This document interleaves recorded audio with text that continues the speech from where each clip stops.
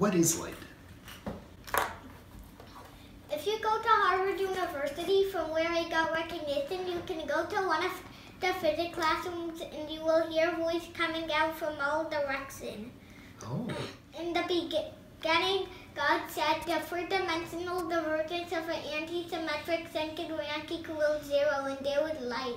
Wow. So Dr. Kabat, this is the story for light, and 4 people wrote this story. Who were the 4 people? Albert Einstein, Isaac Newton, and Niels Bohr. Okay, very good. So what did Isaac Newton do? Just like everything else in modern science, our understanding of light comes from Sir Isaac Newton. He was the first one to understand the rainbow. He refracted white light using a prism and separated it into its component colors: red, orange, yellow, green, blue, and violet. Wow. And what is the difference between the marker you are holding and the sun? Marker reflects light, sun emits light. The light that hit my eyes actually originated 93 million miles away. It traveled that 93 million miles before bouncing off the marker and bouncing into my eyes. Wow. But what exactly is emitted from the sun? Is it a particle like an atom, or is it a wave like a wave on the surface of a pond? Newton used light as a particle, so he could explain refraction. Refraction is when something bends, put something from air into water. And what did Max Planck do? He discovered E equals hf. Oh, God, it literally took him 5 hours to write H because he didn't want to violate Newton. I see. Okay. And what did Niels Bohr do? He was a Danish physicist who contributed to the Bohr model. That's how he won the Nobel Prize. Good for him. And how about Albert Einstein? What did Einstein do? He put a barrier in the behavior of light. Light can only go as fast as 3 times 10 raised to the power of 8. Wow. Okay. He also stated that light has a mass, and therefore light must behave like a particle even though it is a wave. Wow, that's a very confusing thing. So let's start our conversation with hydrogen. How does that sound? Sounds good. What is the Rydberg formula for hydrogen? 1 over lambda is equal to the Rydberg constant, parentheses, 1 over n initial squared minus 1 over n final squared. N being the constant that represents what state it is on. Oh, wow. Okay. This model contributes to the Bohr model. I see. Okay, that's great. And can you tell me why the colors separate when they, say, go through a prism? One color bends more than the other. For example, take Newton. He refracted white light using a prism, right? White light went into the prism. It got separated into those 6 colors that we see in the rainbow because one color bent more than the other. In this situation, the violet bent more than the yellow and red. I see. Okay. And how about energy levels? Can you tell me about energy levels? Is the energy of an electron quantized? Yes, because electrons can't have to be in the loud states. They can't be in 1.86 or n 2.43. I see. those aren't allowed? What? Those aren't allowed. It has to be in an allowed state. Yeah. Okay. Can you? It can't be continuous. The energy is discrete. I see. Okay. Can you draw the energy levels of hydrogen? Maybe from 1 to 5. Okay. Let's see. So, don't confuse the Bohr model of an atom with a nucleus. Okay, I'll try not to. This is the state 1. This is state 2. This is state 3. This is state 4. And this is state 5. Oh, nice atom. Could you tell me, could you calculate the energy of some of these levels? So let's see, let's draw a Bohr model. So this is E1, so this is N1, this is N2, and this is N3. So you might be asking, how do we find the E1, E2, or E3? That's exactly what I'm asking. First, okay, so E1 is negative 2.17 times 10 raised to the negative 18. This has something to do with energy levels / the Bohr models. Uh-huh. 1 electron volt, though, is 1.6 times 10 raised to the negative 19 joules. Uh-huh. We want to convert E1 into electron volts. Okay, let's do that. So, E1, negative 2.17 times 10 raised to negative 18 joules. This is technically on the top. So, we want this to be multiplied by a fraction.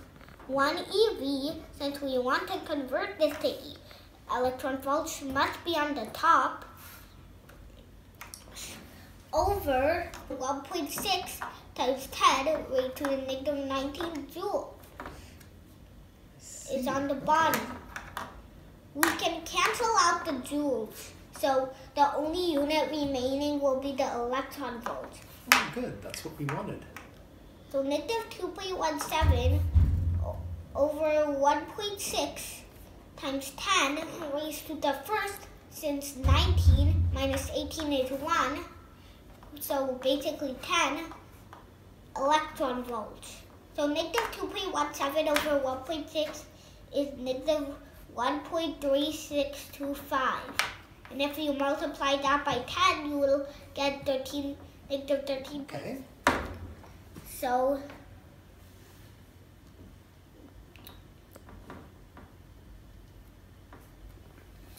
now, since we found E1, you might be thinking, now we can find E2 using this method, but we can't. Oh. Let's use this equation. For any number, so E of any number, any given number is equal to the value of E1 in electron volts over, and that his certain given number squared. I see, okay. Oh, good. So can you use that to get E2?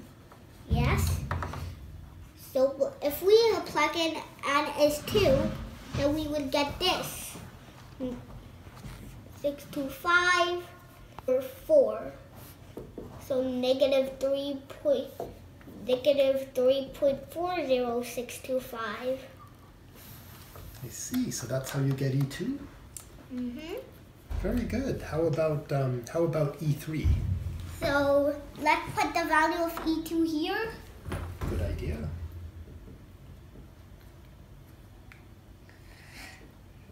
You might notice that E1 and E2 both end with a 625.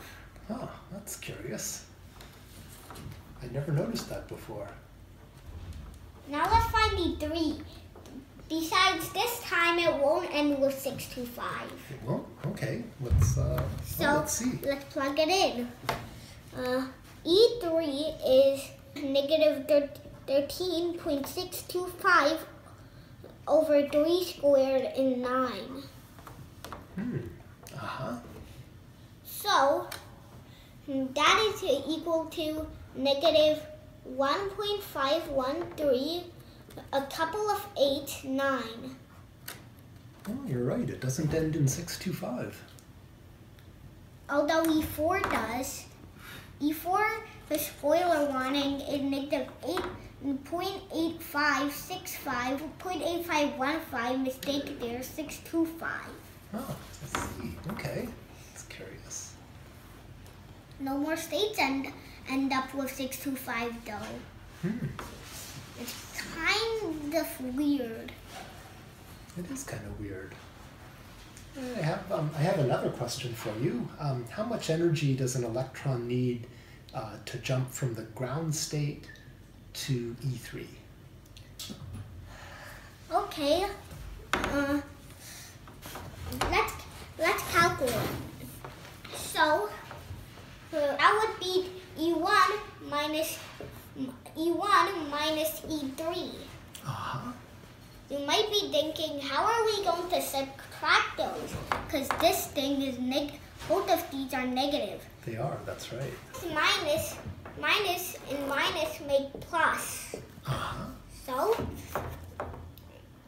negative 13.625 minus plus. So plus 1.513, a couple of 8, 9. I don't have a calculator here, so. Okay, well that's pretty good. I could put that in my calculator to work that out. So would you like to talk about the photoelectric effect? Okay. So tell me, in the photoelectric effect, where do electrons get their energy from? Photons. So imagine you have this piece of metal and you have electrons there. So those electrons are bound to the nucleuses in the atom.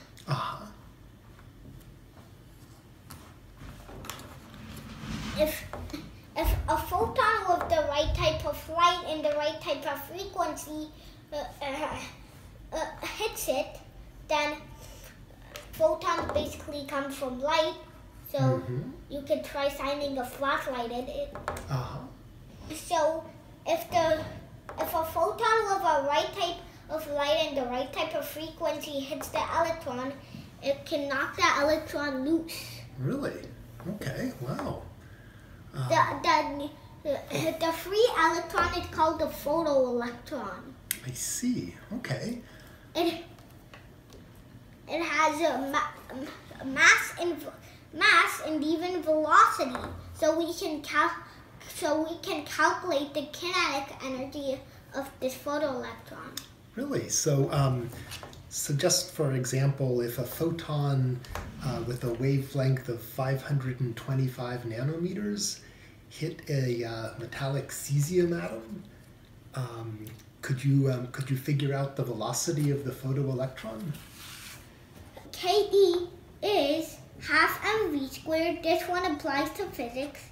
And Ke is also the energy of a photon minus the work function, which we're going to say not. There are about 91 metals in the periodic table, each with their own work function.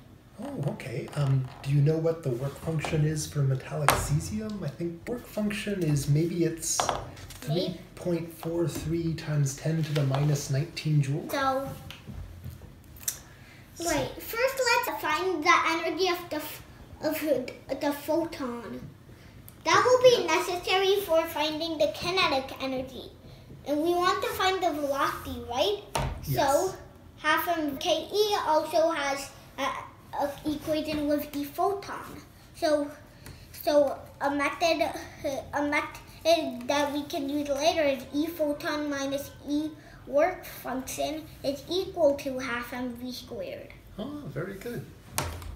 So for now, let's focus on the energy of the photon.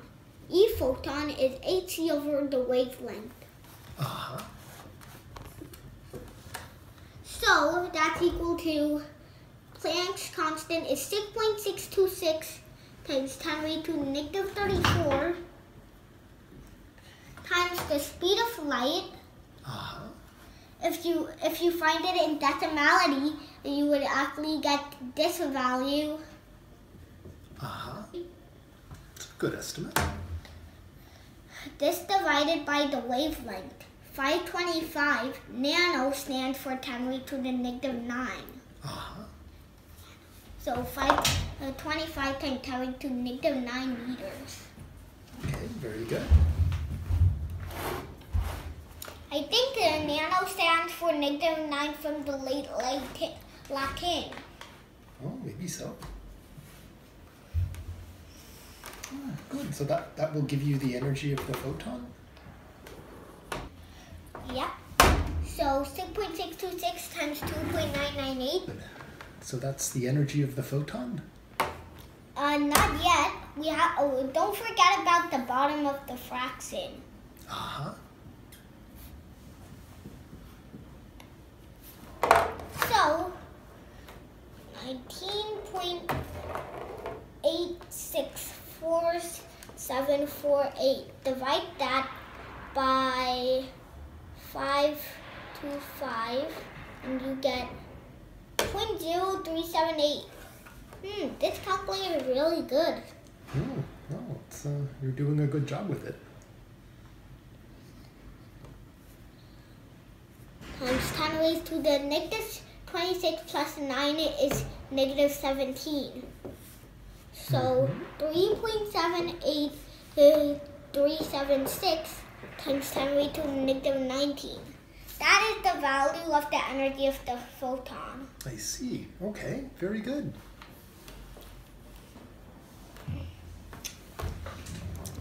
Use E photon minus E, the work function, let's say E naught, is equal to half mv squared. Uh-huh. So we can plug in our values. So 10 raised to negative 19 minus 3.43 times 10 raised to negative 19 equals half mv squared.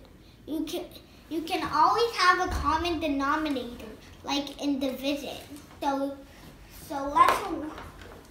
let's work this out. 3.78376615 minus 3.43 is 0.353615.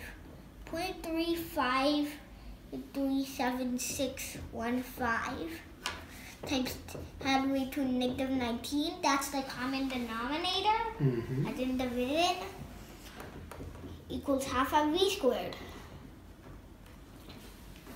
So 3.537615 times 10 raised to the negative 20, right? Equals half mv squared. Very good. Now we'll multiply both sides by 2. So 3.537615 multiply that by 2 is 7.07523. So 7.07523. And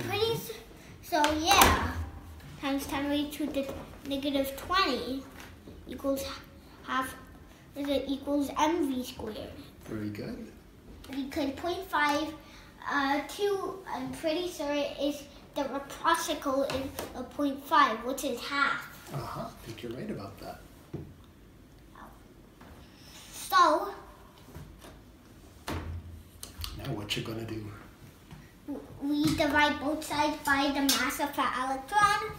Very good. So we can isolate V. So 7.07523 divided by 9.11 equal times 10 raised to negative 20 plus 31 is 11 equals to V squared. Good. So 7.07523 divided by 9.11 is equal to 0.776644346. That's a long list of decimals. It is. And you need to look at this, your calculator for some sure amount of time. So 0.776644346 times 10 raised to the 11. So 7.7664446 times 10 raised to the 10. Now we're supposed to take the square root of this. That will cancel out the square. Oh, good. So 7, wait. I see you, Mickey square root button. Did you find it? Here. There it is. So the square root of 7.766. Sorry, I was looking at the wrong thing. I was looking at this. At least I didn't make a mistake. So 7.7664446. Make the square root of that? 2.78. So good. 2.786833949. Long list of decimals, eh? Yeah. So,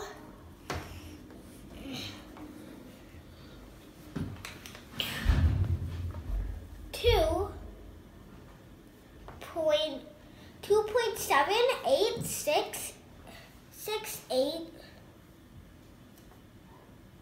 78668333949 times 10 raised to the 5th. Oh, good. So that's...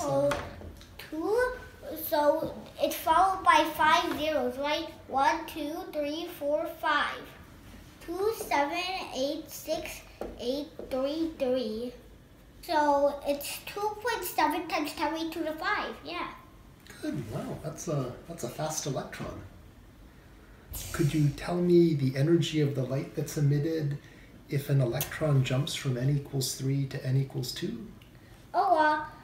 First, every electron that lands from whatever certain state that is above from 2 all the way down to state 2 is called the Balmer, is in the Balmer series. I see. The Balmer series is visible light.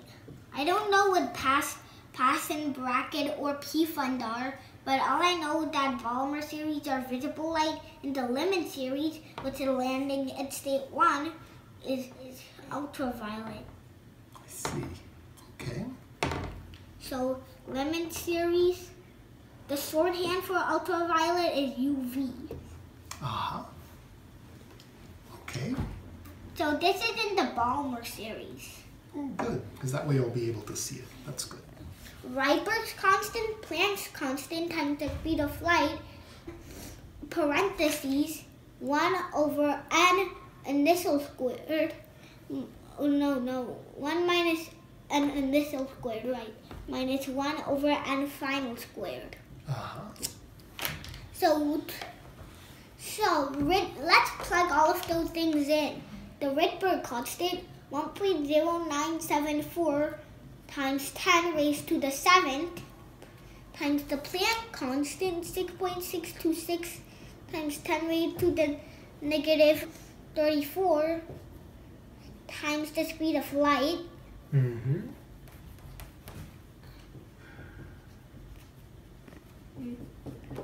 To the 8. So, what times 1 over an initial squared. So, 3 squared is 9 minus 1 over n 4 squared. So, 2 squared is 4. We need a negative answer here. That means it's going down. Uh-huh.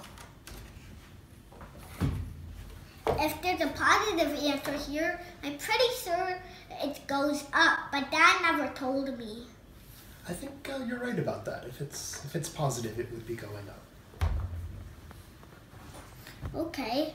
There's a lot of black ink on my hand right now. Uh-huh. Is that okay? So let's multiply all these things together.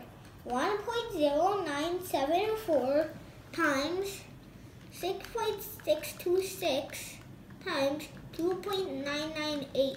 Boy, this calculator is good. 21.79957446. Lots of lists of decimals. Mm-hmm. 21.79957446 times 10 raised to the negative 34 plus 15 and negative 19. 1 over 9 minus 1 over 4. So negative 0.111 repeating minus 0.25. Mm-hmm. Here, 1 divided by 9. See, there's 1 repeating. Uh-huh. Our answer minus 0.25 is, it's going on and on forever. I see. Uh-huh. All I know is that at the end there is a 9. So negative 0.13, a cup, oh, wait. 21.79957446 times our answer.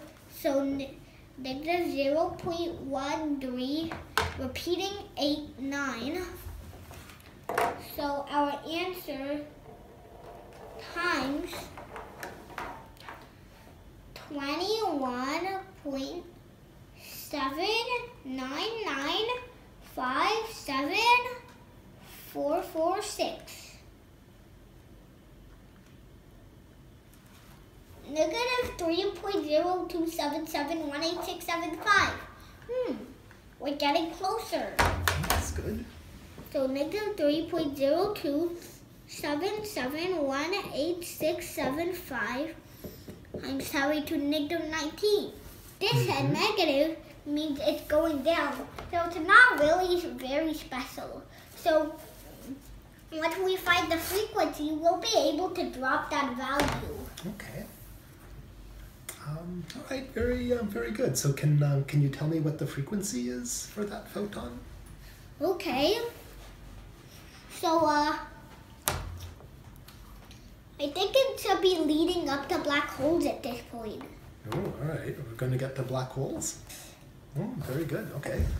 So negative. Okay. So frequency is. Oh, great! I forgot it.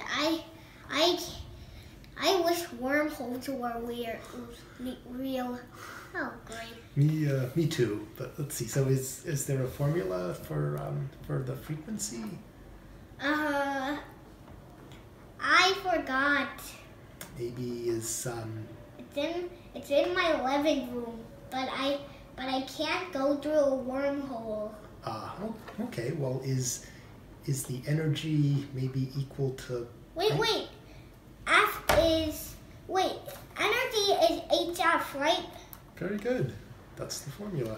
So F is H over E, right? No, it's E over H. There you It's go. swapped. So the energy of the photon So delta E divided by the Planck constant. What's I think Planck wrote like a raw noodle. Is that right? Or something. So that's equal to -3. Oh wait, we can drop the negative value now. Sorry. So 3.027718675 times 10 raised to the -19 divided by the whole Planck constant. 6.626 times 10 raised to the -19. I mean, no, -34, sorry. So, 3.027718675 divided by 6.626 0.456945166. Dad told me to estimate those to just 2 decimals. But remember, the two decimals is smaller than the real whole value. That's true. 45166 times 10 raised to the 15. Very good. You can use addition to solve subtraction. That's what my teacher at first grade taught me. 456945166 times 10 raised to the 14. So this is what I was expecting to get. Let's do that. We found the frequency, so let's find the wave. I remember from my room, lambda is hc/E. But we're not using that equation. Oh, is there a different one you're going to use? The Rydberg equation. Yeah. Let's just give credit to him. 1 over lambda is equal to R 1 over an initial squared minus 1 over a final squared. Trust me, we're going to get the same thing as if lambda is hc/E. Oh, that's good. I was kind of worried about that. 9 minus 1 over and final squared, so 4. So 1.0974 times 0.13, a couple of 8. Oh god, I'm spamming the 8 button. 9. So 0.152416666, the beast number. So 0.152416666. You can see the beast number in there. There it is.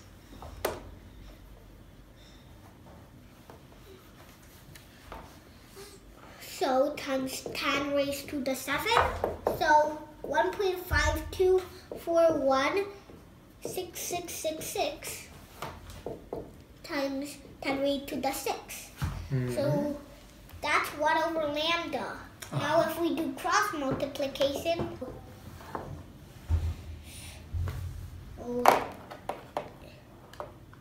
answer times 10. Okay. I think I'm on the right point. So 1 is equal to lambda times 1.5241666 times 10 raised to the 6. Oh, 4 6s, sorry. I didn't want to write the beast number in there.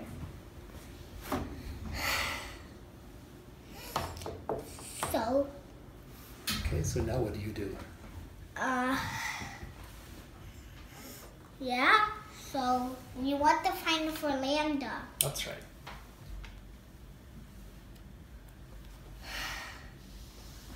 Wait. So. What's a good way to solve for lambda? So we can isolate lambda by both sides by this huge value. Oh, good. Yeah, that'll work. So lambda is equal to 1 divided by 1.52416666 times 10 raised to the 6. Uh-huh. Wow, that's a lot of 6s. That's a lot of 6s. So 1 divided by 1.524146. Oh, I put 3 6s. Oh, great. Well, it's probably close enough. Yeah. I still got 656.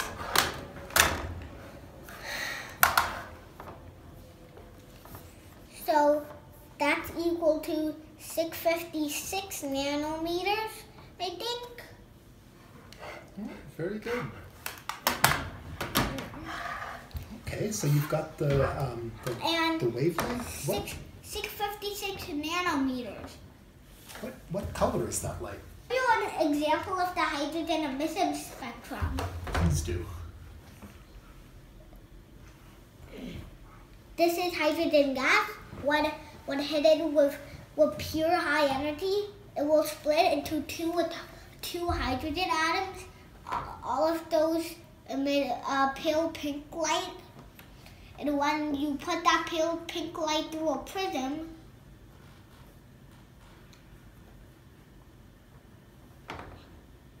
it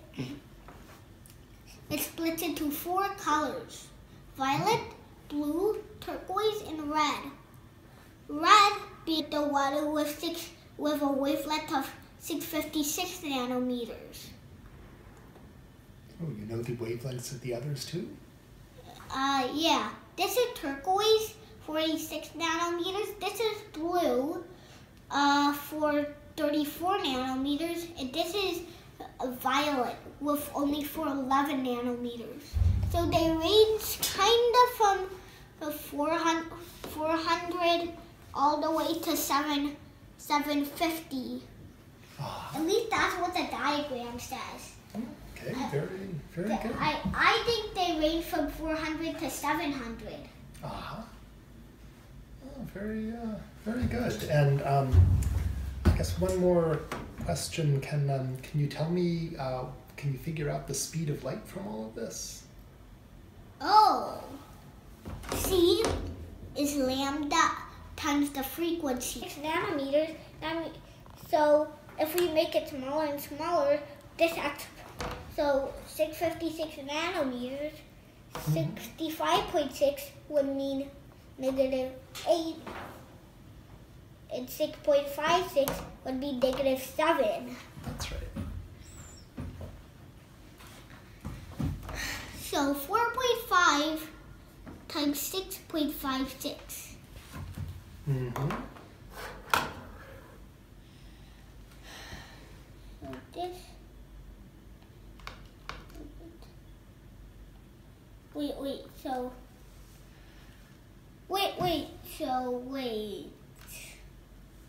4.5 times 6.56 is 29.52. Okay. Which Dad always likes to round to 30. He always rounds decimals to whole numbers. Is that right? Oh, okay. Well, we'll let him do that. So 29.52 times 10 raised to the 7, because 14 minus 7 is 7. Oh, good. So let's make this in scientific notation. 2.952 times 10 raised to the 8. Hooray! We got the speed of light. Congratulations. Okay. How about the double slit experiment? Do you want to tell me about the double slit experiment? Okay. In the beginning, you said that light is a particle. Is it really a particle? Einstein with an IQ of 160, he also used light as a particle so he could explain the photoelectric effect and find the velocity of photoelectrons. Uh-huh. But suppose you have two beams of light that are crossing each other's paths, then they don't interact at all. And if they were made out of particles, so these are the two beams of light, right? Mm-hmm. They were made out of, Newton and Einstein took them as particles. Uh-huh.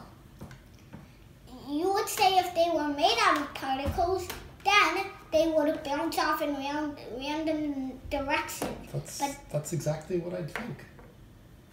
Yeah, but that did not happen at all. Okay. So, they just randomly pass through each other. Okay. Okay, and I guess another problem is that light makes interference patterns. Can you explain to me why light makes an interference pattern but particles don't? Okay. So let's see. This is a combination of particles ampersand waves. Uh-huh. We can split it into three categories.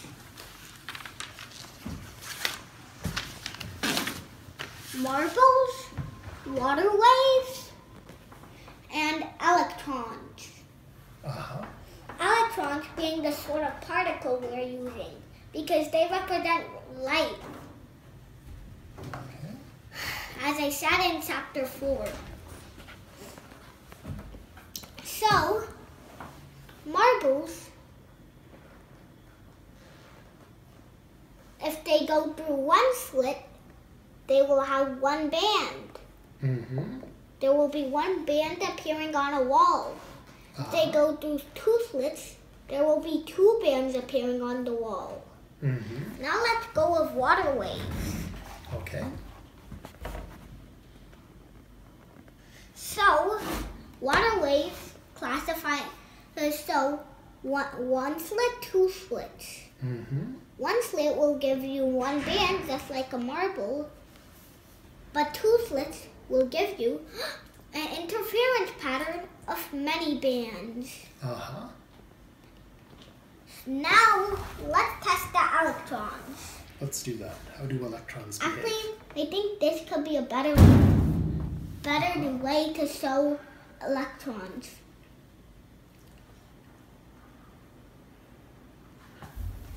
So, one slit, two slits. Mm-hmm. One slit will give you one band, just as you expected, but two slits will give you an interference pattern of many bands. Really? How Just could like a this water happen? wave? Yeah, this is similar to the behavior for water wave. See, okay. The scientists thought they were shooting electrons too fast, so they tried to shoot electrons more slowly. Uh-huh. Electrons in slow mode. Uh-huh. But after 60 minutes or 1 hour of the same thing, after 60 minutes of two slits and shooting it one at a time, Mm-hmm. they still got an interference pattern of many bands. Really? That's very interesting.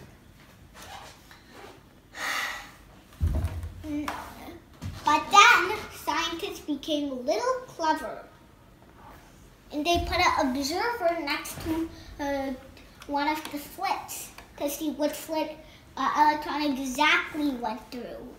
Uh-huh. So electrons with observer. Mm-hmm. So somebody who's watching which slit it goes through? Probably a machine observer. After electron and observer with two slits. With an observer, it went back to behaving like a particle. Really? Only two bands. Huh. That's very surprising. So now I'm all confused. Is it like a particle or a wave? I don't know. We will discuss it at the end. Okay, let's come back to that. Would you like to talk about black holes? Yeah, we can do it on the space around this. Well, first of all, can you tell me what is a black hole? Oh, black holes are such a compressed and small region of space-time. They're sorts of dead stars that are minimum 8 times as large as our own sun. Yeah, their gravitational pull of which is strong that nothing, not even light, can escape it. Wow. That's why they're probably black and we cannot see them. I see. Okay. Can you prove that nothing can move faster than light? Can you tell me how much mass an electron has when it has a speed of 4 × 10⁷ meters per second? Okay, and so the velocity is mass of the electron is -9.11 × 10⁻⁻31. That's pretty small. That's tiny. It's 0 followed by 31 zeros and then followed by a 911, resembling the emergency call. That's true. This is just the rest mass of the electron, though. Is there a formula for how much mass it has when it's moving?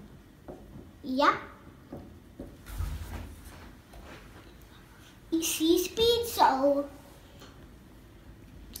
moving mass is the rest mass over the square root of 1 minus velocity squared over the speed of light in a vacuum squared.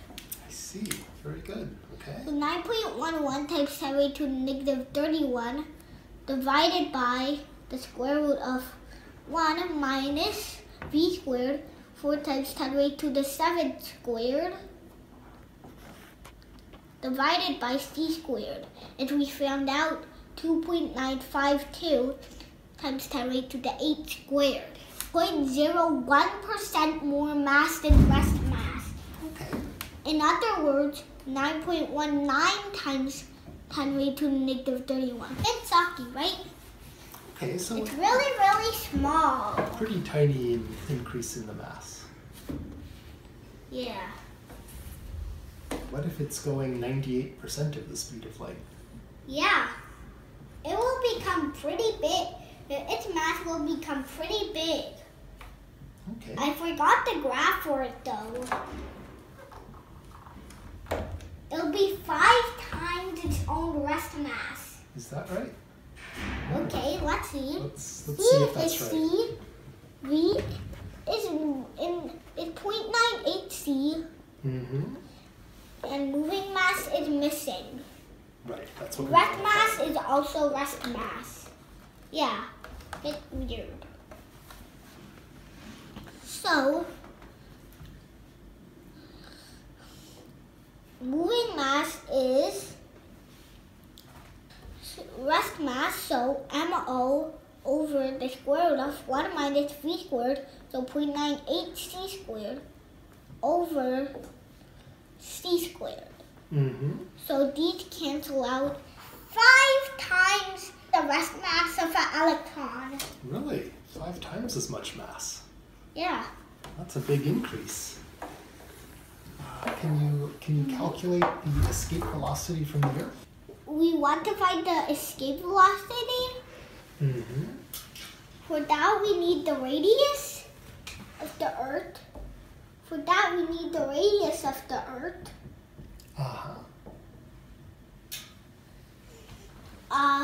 The mass of the Earth.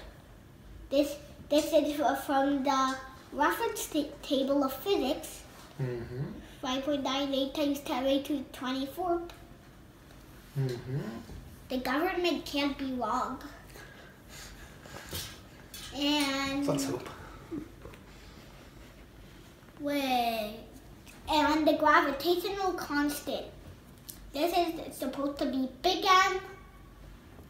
6.67. Sorry, 6.67 times 10 raised to the negative 11. Ha! My perfume smells like sour apples. I need to go drink some juice. Wow.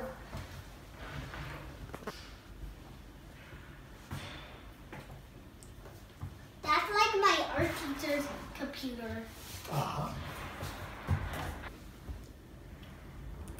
How do we find the escape velocity? Well, PE is KE. K is P too. So potential energy is G, a big M, small m over R squared. Kinetic energy is half of V squared. So the small m cancels. So dm over r. If we multiply both sides, we will get 2dm over r. Very good. This 2 came on the top. That's why the r shouldn't be 2r. Don't make that mistake. I'll try not to. Equals v squared. So that's the equation we're using. 2dm over r is v squared. That would mean the square root of 2dm over r is v. Excellent. So v squared is 2 times 6.67 times the mass of the Earth times 10 raised to the 13, since 24 minus 11 is 13. And we divide that by the radius of the Earth. So 6.4 times 10 raised to the 6.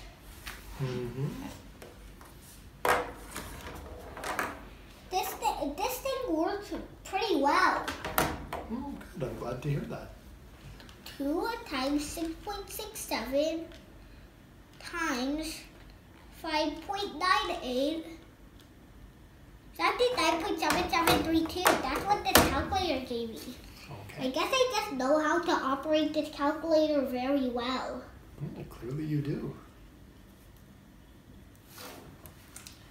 Casio.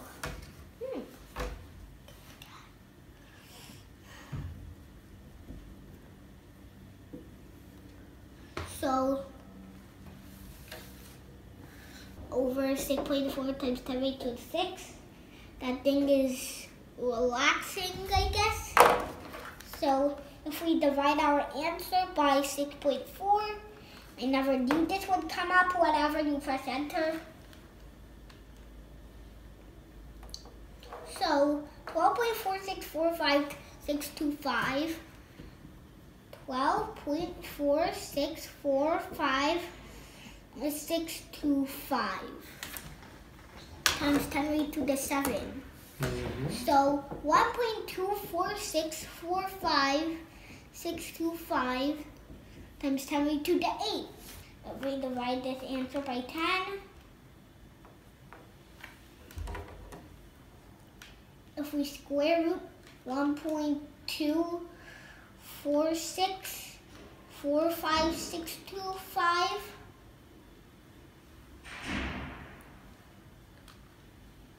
1.1164485051. So we're good. 1.1164485051. Bruh, that's such a small change. How is this the square root? Let's see. It's a 0.13 change. I guess that's true. What about the is that in scientific notation? Times 10 raised to the 8. I mean the 4 because of the square root. There you go. So that is the escape velocity of the Earth. I'm pretty sure that's the velocity most rockets go to. I guess that's how fast you need to go if you want to escape from the Earth. So it's about 11,000. So 11,164.4805 meters per second. Can you turn the Earth into a black hole? If you squash it so small that it eventually turns into a black hole. I don't know. We'll have to invent a machine for that. Everything has something called the Schwarzschild radius. I'm pretty sure the Earth's Schwarzschild radius is as small as a peanut. That's not how you draw a peanut. Please don't. Pretty close. That looked like a good peanut to me. You know, for the Schwarzschild radius. Oh, yeah. The radius 2gm over r, right? That's right. So r must be 2gm over v squared. And to get the Schwarzschild radius, what do you put in for the velocity? The escape velocity for black holes are the speed of light. So we're just going to replace v with c. Oh, very good. Okay, that makes sense. So 2 times 6.67 times the. So we're going to swap Earth for an equally massive black hole. So times 5.98, not 6 exactly. 5.98 times 10 raised to the 24 minus 11 is 13. So the top is basically the same, but the bottom isn't.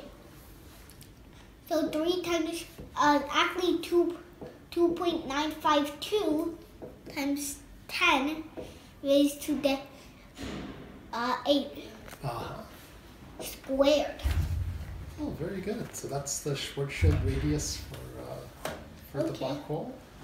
Okay, yeah. So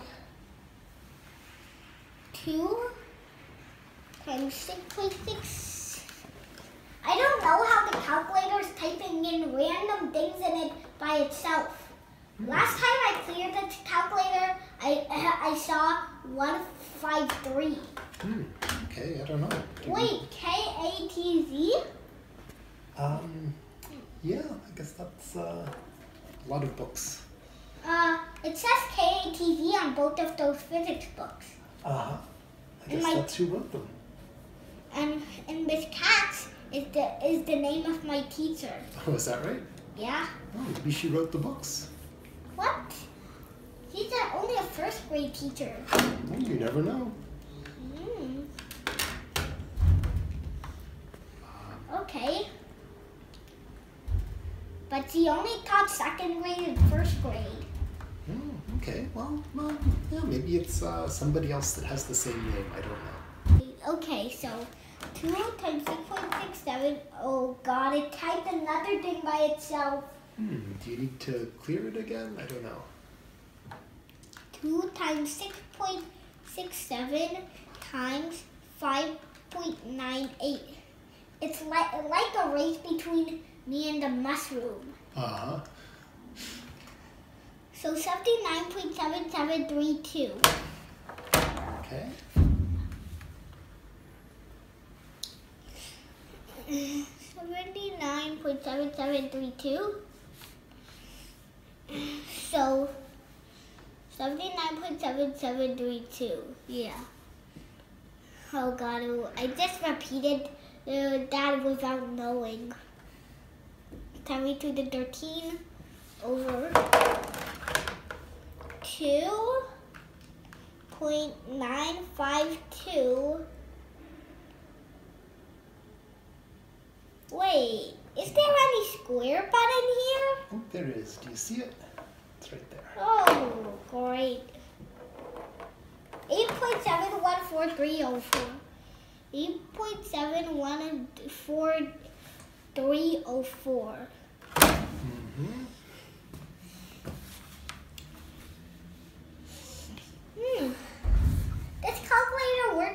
pretty well. That's good. Is there an exponent that goes with that? Is there 16, 10 raised to the 16. So 79.7732, divide that by 8.714304. You bet it's a decimal, but you never know. It could be a whole number. Could be. Okay, I guess it's a decimal. 9.15428243.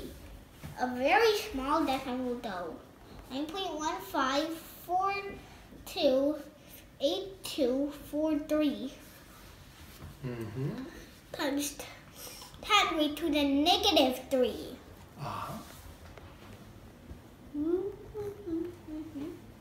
Yeah. So that would be the Schwarzschild radius for the Earth? Yeah. That's pretty small, right? That is about the size of a peanut. Or maybe it could be bigger than a peanut. Maybe it's the size of a beach ball. I think it's maybe the size of a big peanut. Okay. So if the Earth turned into a black hole, would we be able to survive? Let's check that out. First, let me... Why isn't it a good idea? What would happen to us if the Earth turned into a black hole? Strong gravitational pressure, spaghettification. We'd spaghettify? Oh no! Okay, I guess a black hole do have a mouth.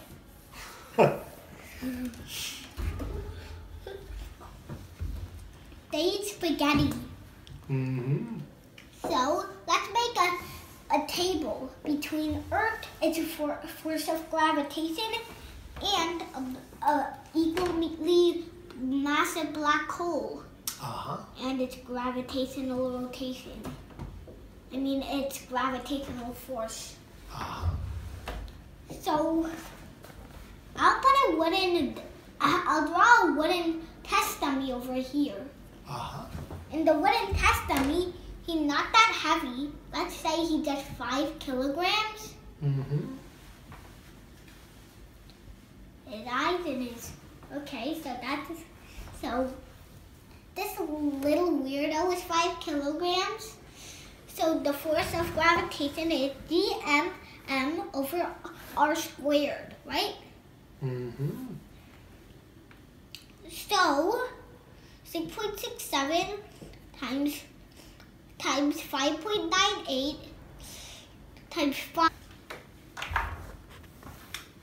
times 10 raised to the 13. Okay. So we divide that by the radius squared.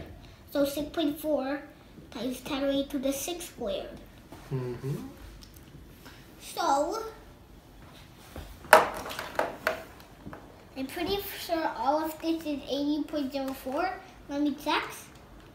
1 times 5.98 times 5. 199.433. So basically 200, but yeah. 199.433. When I entered 6 on my instead of 5.98, that ordered me to draw 6, and I got this different answer. The force of gravity on this on that weird thing. Wait.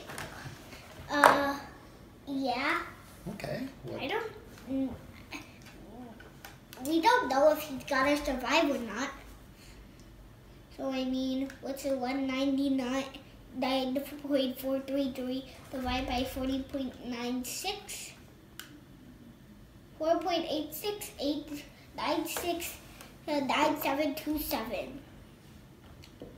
So I mean, it's close to 5 newtons. Oh, okay. So, wait, 13 over 16? No, 13 over 12. There you go. So 48.68 969,727.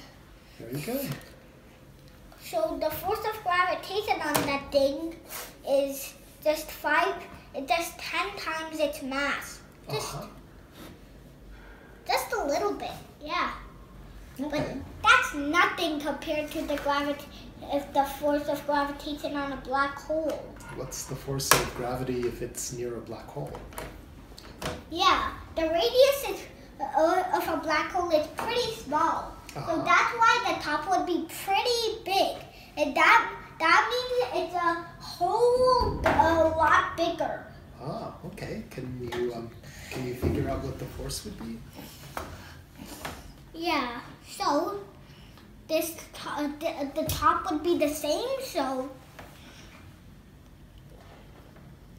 199.433 times 10 to the 13 over 6.4 times 10 to 8 times 10 to the negative third squared. So 8 squared is 64. Actually, it was around 9, I think. So 9 times 10 to the negative 3. 9 squared is 81. So 81 times 10 raised to the negative 6.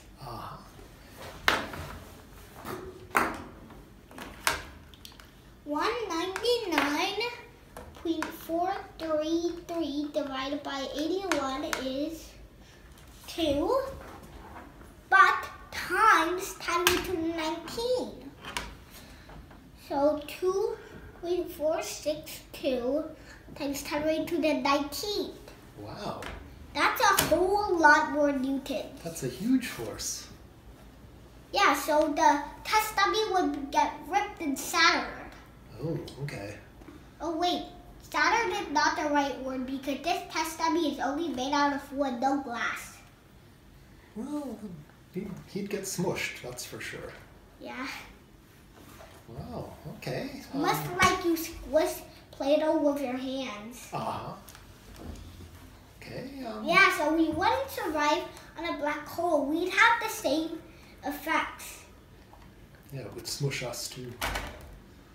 Alright, so... Black holes don't exactly squish us, just spaghettification. Neutron stars squish us. Man, I can't really say neutron stars correctly. You did a good job. So let me come back to the question that we talked about at the beginning. What is light? I don't know, Dr. Kabat. Sometimes it acts as a wave, and sometimes it acts as a particle. So is it a wave or is it a particle? I don't know. It has a wave-particle duality. And that's all I can say. That's all that anyone can say. Wow, good job, Isaac. This was very impressive. Yeah. Excellent job. Congratulations.